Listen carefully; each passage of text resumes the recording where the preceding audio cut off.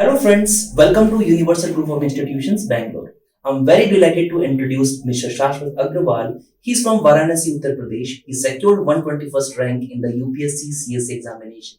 Let me first congratulate on Mr. Shashwat Agrawal. Congratulations, sir. Thank you, sir. Before we begin this interview, I would like to tell my friends that we are from Universal School of Administration. This institution is known for conducting UPSC integrated degree and pre-university courses. In this interview, we would like to ask some of the frequently asked questions for my students. We collected these questions after conducting a survey from our students. I'm sure Mr. Shashwat would be happy to answer these questions. Shall I begin my questions, sir? Sure, sir. Sir, how was your UPSC journey and what are the challenges you faced and how did you overcome those challenges? Sir, my UPSC journey was very sui generis in nature. I decided to start the preparation in 2020 after completing my graduation. Post that, I did 1 year of a LAM fellowship at PRS Legislative Research. So when the lockdown hit in 2020, I decided to start my full-time preparation for civil services. I gave my first attempt in 2021. I failed to clear the prelims examination that time. And at that time, I realized that maybe full-time preparation for civil services is not my cup of tea. So I decided to pursue my master's and development studies at JNU. And I took admission in the course and gave my second attempt while pursuing my master's. I cleared the prelims, but I failed to clear the mains examination closely by 4 marks. And then in my final year, I gave the third attempt.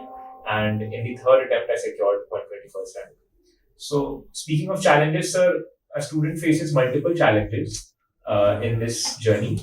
One of the challenges is that, of course, there is a lot of information or infodemic per se, as in whether one should study from home or one should come to Delhi for preparation. So, since I was living in Delhi and I was living alone at that time, I faced a lot of challenges in terms of managing, to cope up with the problem of living alone for a very good period of time. During the preparation also, I faced the challenge of managing my resources. I was not very well in time management and answer writing. I have a very pathetic handwriting. So these challenges were very pertinent across my journey. But I realized one thing that with continuous and persistent efforts, you can overcome any challenges. I was able to do so and that helped me a lot in this journey. Okay, sir. Thank you so much for the insights. So, how did you structure your daily schedule? Like, could you tell something about the daily routines or like the timetable? Students should prepare before starting this examination preparation. Yes. So my daily routine was very fixed. I was like a robot. I mean, my day would start at 6 a.m. in the morning. 6 to 6:30 a.m. I would do my exercises. 6:30 a.m. I would go for a run or some walk. I'd get back by 6:50 and dot 7 a.m. I would start studying. So I had fixed my daily schedules in blocks, in categories. So for instance, 7 to 10, I would study a subject. Then I would take an hour break. I would have my breakfast. And then from 11 to 2, I would study another subject. Then from 3 to 6, I would study again. And then from 7 to 10, again. And then at night, while sleeping, I would read a non-fiction or a fiction book so that just it would enable me to fall asleep. So I had a very structured timetable of the day, 3 hour, 3 hour, 3 hour, 3 hour, 3 hour. And this was also based on the fact that in mains examination, you have to write for 3 hours. So the sitting habit for 3 hours should come from the preparation phase itself. So my suggestion to aspirants in case of time management is that most of them fail to realize that study process in this journey should become commonsensical in nature. As you wake up in the morning, you get freshened up, you brush. It is commonsensical. In the same fashion, the discipline should be so much enforced that it becomes commonsensical in nature. You have to get up and brush. In the same fashion, you have to get up and study.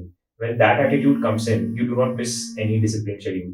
Generally, the people do, but they're not following the timetable. So, Yes. what are your opinion about those students? Like, what should they do? Sir, one of the most important thing in this journey is to remove the distractions. In fact, with the mobile phones and with the reel culture, we are seeing that distractions have become extremely common. So first thing I suggest is that you have to minimize the distraction in your surroundings. You should design your workspace in a way that distractions at the first place are only minimal. So I would keep my phone in the almirah in a switch off mode at the first place. So I realized that with time, gradually, the distractions did not seem like distractions. I just got very much acclimatized with the process of discipline. Secondly, sir, what motivated me, I felt personally that there should be an inner calling for joining the government. that was there in my case. I realized that I was very passionate to do so and I deserve to be there. So it is just that I have to do justice with myself in order to, achieve that. So I promised myself that these 3, 4 years are only there where you have to, put in this much of hard work, do this much of effort. And if I do not clear it, I would be very happy. I would at least be satisfied that I gave my best. So that is the kind of promise that I did to myself, that I would give 100% of my efforts for these 3, 4 years. If I get through, well and good. If I do not get through, I will do something else. But that kind of gave me a lot of confidence that whatsoever happens, I will do something good only. Even if I do not get through this exam, maybe even in market, I would do something that I would be able to survive. So that kind of kept me going always. So usually most students begin their journey, like they start preparation after the graduation. So do you think that's the right time? What's your opinion about that? When should be the right time to start the preparation? Like if somebody is really into civil services, from which stage of their career they should start preparing? So actually, this is a very subjective question because every student has their own, way. I know many people who have cleared the exam started preparing after graduation, and many are there who have been preparing since first year of the college. So it actually depends very much from student to student.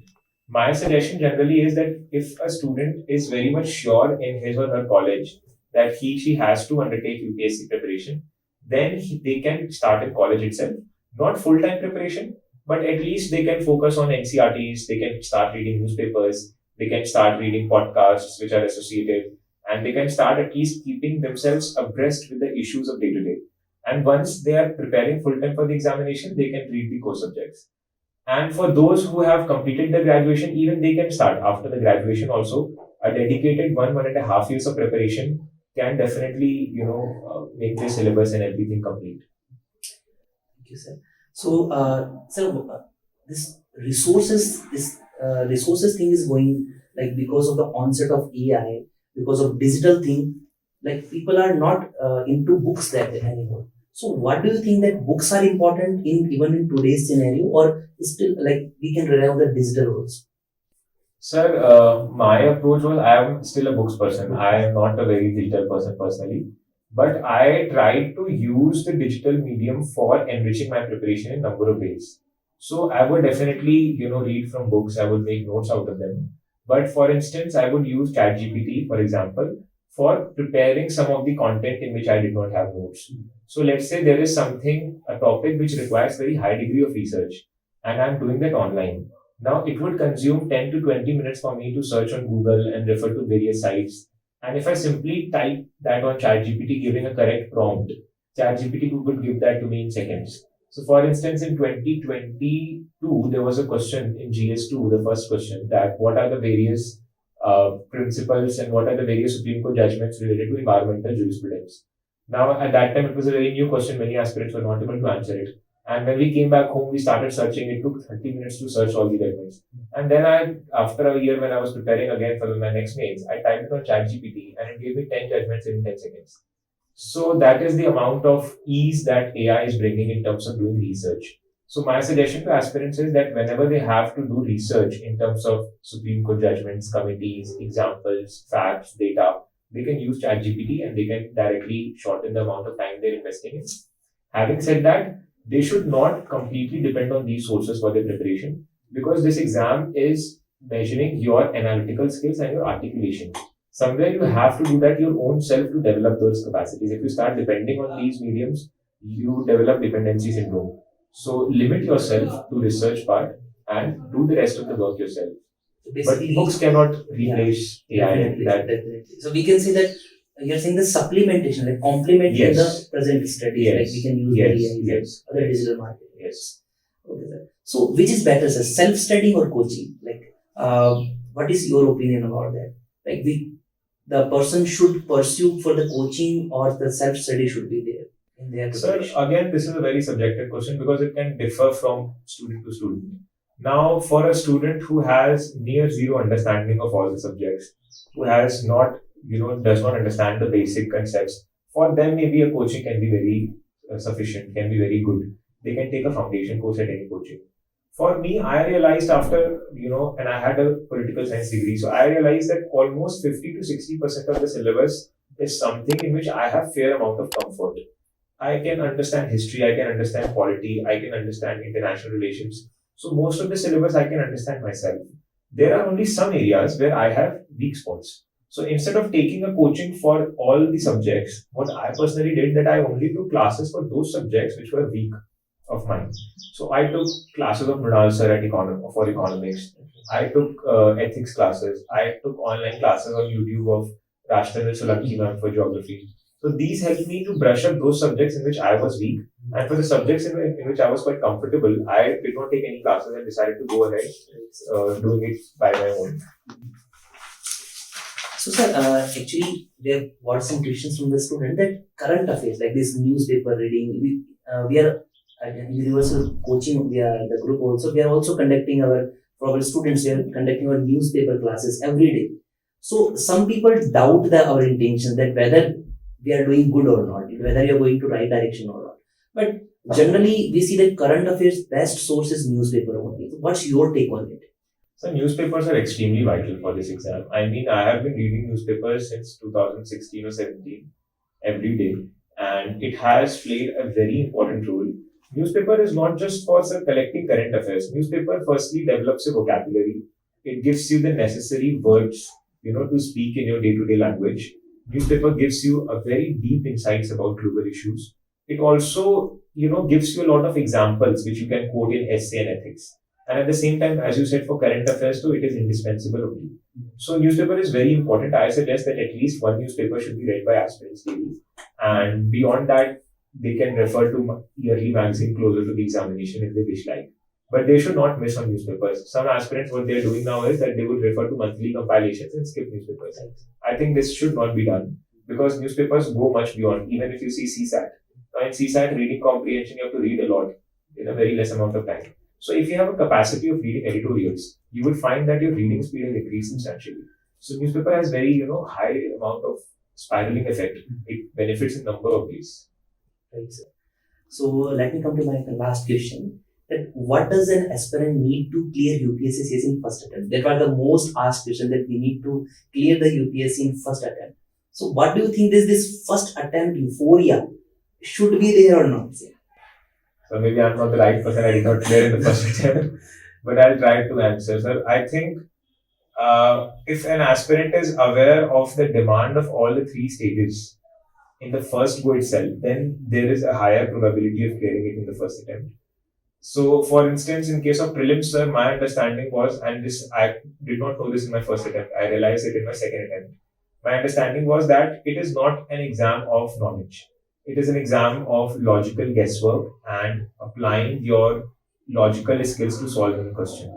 It is not as if you read from 10 sources, UPSC will not ask from those 10 sources. It would develop a question on its own and the answer would be somewhere, there would be hints in the question. So you have to have that logical guessing ability in order to solve that question. You have to apply those tricks and techniques to solve those questions. In the same fashion, sir, for mains examination, I did not know this in second attempt, I got to know from third attempt that you have to have very value-added answers. Your answers should reflect a specific degree of specialization. So, mentioning as much examples as possible, drawing maps, writing good keywords in introduction and conclusion, writing data and facts. These are very important for making your answers stand out compared to other aspirants. Plus, in ethics and essay, the opportunity to write your good answers compared to other aspirants is very high. So, mentioning good case studies in ethics and mentioning, very dynamic examples in essay actually will help bolstering marks. I think if these things are known to any aspirant from the very beginning, it would be relatively easier for them to clear compared to, but it's a journey. I mean, I got to learn across attempts, but there are many who clear it in the first attempt, so they must be knowing about all these things from the beginning. No, but like you've cleared in the third attempt is not an issue. Like what I generally say to students also, that if you have cleared the examination, then it's done. Like nobody will remember that in how many attempts you have cleared the examination. Yes, you are an officer, that's it. Nobody will ask you the attempt. In fact, I know a few friends of mine who are in service right now who have cleared it in their sixth attempt. And it was their last attempt and they had given up hopes. They just wrote that let's write one last time because we have nothing to lose. And they wrote and they got into IPS and IRS. Yes. So thank you so much, sir. Thank you, sir. I'm very happy to done an interview with you and you have shared your experience with us. So I'm sure the students will derive a lot from this interview. Thank you so much again. And hello, my friends. Please give us your feedback and help us to do better. Thank you so much. See you in the next one.